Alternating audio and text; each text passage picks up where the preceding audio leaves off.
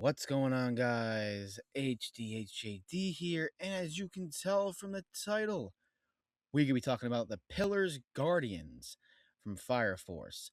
Now, the Guardians' job is to protect their designated pillars even at the cost of their own life, or just do what Charon does, which is just protect all of them.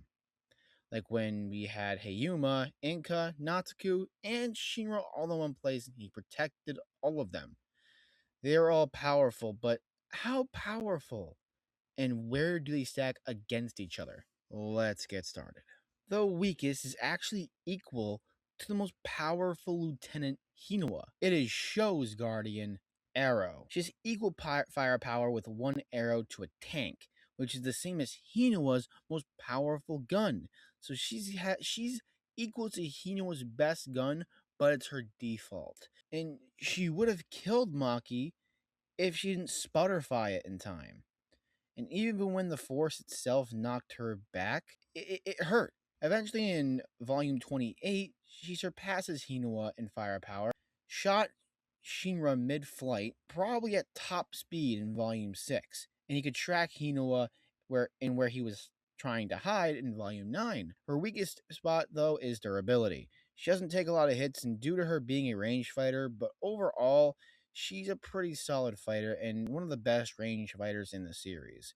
And when we are at last place, and this is who we have up here, it's a pretty solid start. Next up is Inka's guardian, Ritsu, the necromancer pyrokinetic. Ritsu's ability is Necropyro. Ritsu can reanimate dozens of long dead infernals or dead bodies and control them over long distances. Freshly killed bodies are still capable of using knives, firearms, and infernals are also capable of exploding or biting an opponent. She is also able to fuse a living infernal with the ashes of reanimated dead bodies into a new form called a giant infernal. The giant strength is limited by the humans that it makes its core or its base, such as an infernal who has a strong body created by a stronger giant. These infernals also have multiple cores, making them hard to destroy and demanding total destruction in order to be beaten. These same giants can reach the size of large buildings. She can react to Natsuku's imagination lasers, but other than that, she's not really much of a fighter. She has no feats by herself. Most of her fighting is going to be done by her undead army. She's kind of like Arrow in the sense where that she's a back row fighter. She's not really a close up fighter. She's support that really can't fight at close range on her own. That's her weak spot. If you get past her army, she's completely vulnerable because she's completely dependent on her army, which it's kind of hard to blame her since her ability is one of the best in the series. Now, next up is our only self appointed guardian, Joker, who was Shinra's guardian. His ability is called Four Cards, an ability where Joker can summon four flames in the shape of playing cards from each finger. Joker then throws them at his opponent where he can explode them on impact. That, however, is not his only weapon, as he has cigarettes that can cause illusions, and powder medicine, which is a powdered substance where its main component is the ashes of infernals. It can also be used to induce explosions, powerful enough to force a building's ceiling to collapse. As for his actual feats, he can block blows from Sho. He's lifted himself with his tongue, which is just fucking weird. He hurt Shinra in Volume 2 and killed the Holy Soul Temple Death Squad commander. He's fast enough to keep up with Sho and when he doesn't use his Severed Universe ability. And he could fight Burns with Shinra for 101 pages straight. He took blows from the Holy Soul Temple commander, and don't mistake his skinny body for not being able to be durable. He can take a hit that burned and ripped away his entire body from the Soul Assassin, from this Holy Soul Temple commander. And he took a severe beating from his own doppelganger in Volume 32. So he can take quite the punishment when push comes to shove. He can react and keep up with several high-level characters, like I mentioned before, like Stage 2 Burns, Sho, and the Holy Soul Death Commander. And less notably, the rookie Shinra and Arthur, but again, as I said, less notably, they're not really that powerful at that point. He's quite the skilled fellow. He's extremely skilled in hand-to-hand combat thanks to his part in the Holy Soul Temple Death Squad when he was younger, and possibly trained under Burns when he was with them for a short time. He's skilled in knifemanship and went hand-to-hand with Burns for a little bit, and he can normally predict the movements of air currents from attacks. He's pretty ridiculous, and I feel like a little underrated, but also can be overrated due to some people associating him alongside people like Kurono and Benimaru. Next up is Charon, Hayuma's guardian, aka Charon the Absorber. He is one of my favorite, if not my favorite character in this show, so I'm happy to be talking about him with just such joy. And I'm happy to be talking about this absolute fucking Chad goat. He is the perfect representation of what a Pillar Guardian should be, more so than Arrow and Ritsu ever could be. But enough about how well he does his job, let's get into why he's third place. He can lift characters like Ogun and Shinra easily over his head, blocked, absorbed, and blasted back Natsuku's 500-kilometer wide blast all the way back up to the sun. He beat and hurt people like Shinra, Ogun, Kurono, and Obi. An absolute menace. He blitzed Inca and kept up with Flaming Ink Ogun. He's also one hell of a tank, taking blows from top tier characters like Kurono, Natsuku in his massive form, and even Benimaru.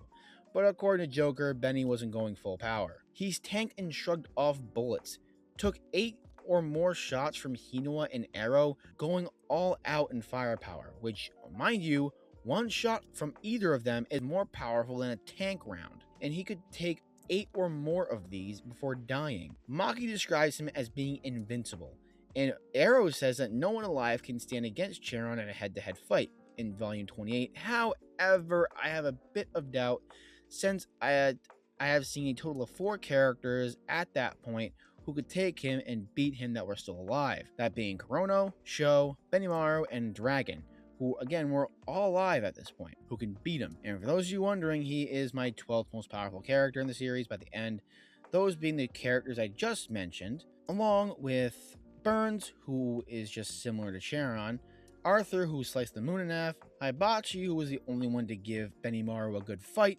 the Evangelist, who was literally God, Mari Kusakabe, who was just the Evangelist's doppelganger, and of course Hayuma and Shinra, who were both gods.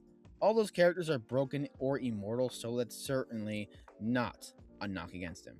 Now, next up is Uncle Death, Kurono, another one of my favorite characters. This is Natsuku's guardian. He is certainly extremely dangerous and was compared to Benimaru as an equal, but we all clearly saw how that went. But again, Benimaru is basically a mortal fire god, so that's no knock against Kurono.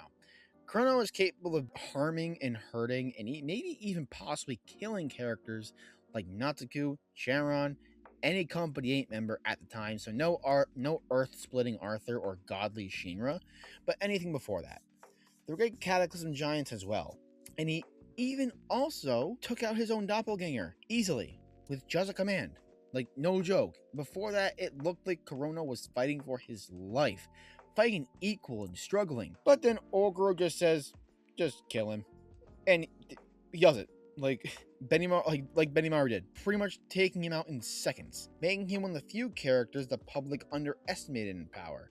Therefore making his doppelganger weaker than his real-life counterpart, like Benimaru. So it's not really helping out the allegations that people compare him to Benimaru when he does shit like this, but still. His ability is able to make you into a burning corpse if you inhale his smoke. I'm not joking. Being around him can kill you. And that's something a lot of characters aren't equipped to deal with or even suspect to prepare for unless told. And that's not the only thing he can do with his smoke. He can create weapons and shapes, and all his smoke is linked to his 5 senses. But don't let his skinny body fool you. He can certainly take a lot of damage. He took a point-blank blast from Charon after Kurono hit him for a while. Took blows from not only his own doppelganger, but also from Benimaru's doppelganger right after dealing with his own. This guy is absolutely broken and one of the most underrated characters in the show. I cannot stress this enough. He is underrated as fuck. Now, next up is Arthur Boyle. Like, it should be pretty easy to say that he's the strongest pillar should have, the strongest pillar should be the strongest guardian. Arthur sliced the fucking moon in half and kept up with the dragon and killed him. No one else has come close to doing anything like that on this list. The only characters that beat Arthur at this point are blessed with godlike powers and abilities. He's the second or third most powerful character in the show that is mortal, with only Heibachi and Benimaru giving him a run for his money. He's the undisputed most powerful guardian, and that's not even close. Like, I love Kurono, but god damn is Arthur one hell of a beast. That'll be it for today, guys. Thank you for watching. Let me know who your favorite guardian for the pillars is in the comments below. I wanna know who y'all like. My personal favorite is either Charon or Kurono. Don't get me wrong, all the other ones are pretty solid. Except for Ritsu. There's not much to her. She's kind of honestly the lamest of all the guardians, but that's just my opinion. Subscribe to Underdog Productions. It's a amateur film group that me and my friends run, and subscribe to another channel, Underdog Adventures, which is basically just gaming analysis and gaming content and stuff like that. Obviously, subscribe to me because I give you this content that you all love and cherish and stuff. I'm just kidding. I don't want to say you cherish it, but hey, if you do, thank you. I appreciate that. Like the video if you want to see more videos like this. I really only have 3 more videos of Fire Force I could make. That ranking the 3rd generation. Oh, excuse me. Ranking the 3rd generations, the 2nd generations, and the non-powers. After that, I'm kind of done with Fire Force. There's nothing really to talk about. I rank the companies. I rank the captains, the lieutenants, the fire soldiers, what's it called? The pillars. There's nothing else really for me to rank. Like there's really nothing else unless I were to make a top 10, top 15, top 20 most powerful characters in the series, which I could do that. But if you guys don't like the Fire Force content, please just let me know. I personally like talking about Fire Force. If you guys don't like Fire Force content, please let me know in the comments. That's how I know what people like, what people want to watch. Because I want to be this person that for two things. I want to be the person you go to for reliable sources, and I also want to be the person that you can listen to at work, kind of chill out, have me as background noise. There's several creators like that in my niche, at least. Okay, this guy's not in my niche, but there's a guy called Ethan on Everything. I'm not sure if you guys know this person, but he's a guy who's, again, he kind of has the same vision as me, where he's a guy that you can put on the background, listen to while you're at work, kind of just a yapper, kind of like myself. I'm a yapper on this channel.